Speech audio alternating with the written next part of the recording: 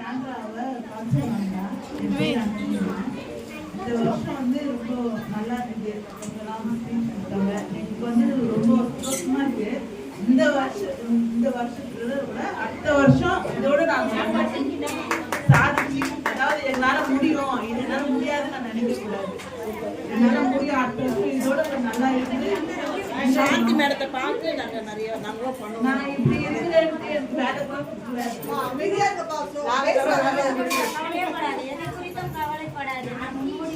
சீக்கிரம் வேலை கிடைக்கும். ஸ்கூல்ல வேலை கிடைக்கும்.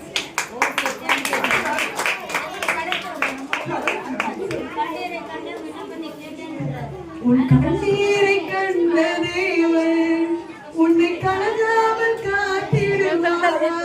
திகையாதே கலங்காதே, நீ திகையாதே கலங்காதே, தேவன் நானே உன் பரிகாரி.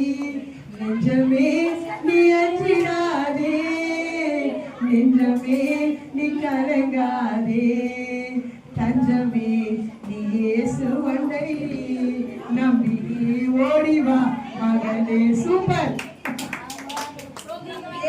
ஏன் நான் இதை கேட்டேன்னா, ஒருத்தருக்கும் எல்லாருக்கும் வந்துக்கிற எல்லாருக்குள்ளேயும் வீட்டுல குடும்ப பிரச்சனை, ஏதோ ஒரு கடன் பிரச்சனை, ஏதோ ஒரு பிரச்சனை, மன கஷ்டம் இருக்கும். ஆனா இவங்க முன்னாடி வந்து சொன்னாங்க, அந்த வாய்ப்பு கிடைச்சது. அப்போ சொல்றப்ப மனசு வந்து நம்மளுக்கு லகுவாயிடும். ஏன்னா இந்த 1 hour வீட்டுல இருக்கிற பிரச்சனை, பண பிரச்சனை எல்லாமே என்ன பண்ணிருப்பீங்க, சுத்தமா உங்களுக்கு அந்த டென்ஷனே இருந்திருக்காது. ஸோ இந்த மாதிரி மீட்டிங்ல வைக்கிறப்ப வந்தீங்கன்னா நம்மளே நம்மளை மறந்து நாமளே ரிலாக்ஸேஷன் பண்ணிக்கிற மாதிரி ஒரு ஆப்பர்ச்சுனிட்டி. இதெல்லாம் நம்மளே புதுப்பிச்சுக்கிற மாதிரி. அப்போ நம்ம என்ன பண்ணணும், இந்த மாதிரி எல்லாம் பயன்படுத்தணும். மனசை விட்டு பேசுங்க. ஐயோ நம்மளுக்கு நம்மளுக்கு இந்த பிரச்சனை இருக்கு, நம்மளுக்கு வேலை இல்லை, கஷ்டம் இருக்கு.